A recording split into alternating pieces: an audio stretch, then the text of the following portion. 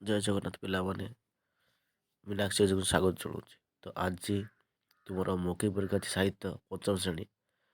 ପ୍ରଶ୍ନ ଦେଖାଇ ଦିଅ। 100% ପ୍ରଶ୍ନ ମୋତେ ଏକ୍ଜାମ୍ ଦେશે, ମୋତେ କମେଣ୍ଟ କରିବ ପ୍ରଶ୍ନ ପଢ଼ିଛି କି ନାହିଁ। ଗୋଟେ ଜଙ୍ଗଲରେ ଗୁଣ୍ଡୁଚି ମୂଷା ଓ ଗୁଦା ସାଙ୍ଗ ହୋଇ ରହୁଥିଲେ। ସେମାନେ ଏକାଠି ବୁଲୁଥିଲେ। ଦିନେ ପ୍ରବଳ ବର୍ଷା ହେଲା। ଗୁଣ୍ଡୁଚି ଖୁସି ନାଚିବାକୁ ଲାଗିଲା। ଅନୁଚ୍ଛେଦକୁ ବିରାମ ଦେଇ ପଡ଼ିବ। ପୂର୍ଣ୍ଣଚ୍ଛେଦ ଯେଠି ଅଛି, ଦିନେ ପ୍ରବଳ ବର୍ଷା ହେଲା, ପୂର୍ଣ୍ଣଚ୍ଛେଦ। ଗୁଣ୍ଡୁଚି ମୂଷା ଖୁସି ନାଚିବାକୁ ଲାଗିଲା, ପୂର୍ଣ୍ଣଚ୍ଛେଦ। ଶିଉଳି ଥିବାରୁ ଗୋଡ଼ ଖସିଗଲା ଓ ପାଣିରେ ପଡ଼ିଗଲା, ପୂର୍ଣ୍ଣଚ୍ଛେଦ। ଏହି ସମୟରେ ଗଧିଆ ଦୌଡ଼ି ଆସି ତାକୁ ବଞ୍ଚାଇଲା, ପୂର୍ଣ୍ଣଚ୍ଛେଦ। ତାପରେ ଗୁଣ୍ଡୁଚି ମୂଷା ଖୁସି ନାଚିଲେ। କେଉଁମାନେ ସାଙ୍ଗ ହୋଇ ଖେଳୁଥିଲେ? ଗୁଣ୍ଡୁଚି ମୂଷା ଓ ଗଧିଆ। ତ ପ୍ରଶ୍ନ ଗୋଟେ ବହୁତ ଇଜି ପଡ଼ିଛି। ତୁମେ ଖାଲି ଦେଖି ଦେଖି ପ୍ରଶ୍ନ ଗୋଟେ ଚାଲିଯାଅ। ପରୀକ୍ଷା ଦେଇ ଆସି ମୋତେ କମେଣ୍ଟ କରିବ ଏଇ ପ୍ରଶ୍ନ ପଡ଼ିଛି କି ନାହିଁ।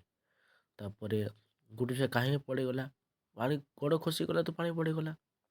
ଗଧିଆ ତାକୁ ବଞ୍ଚାଇଲା, ତ ତାକୁ ମାନେ କାହାକୁ ବଞ୍ଚେଇଲା? ଗୁଣ୍ଡୁଚି ମୂଷା ବଞ୍ଚେଇଲା।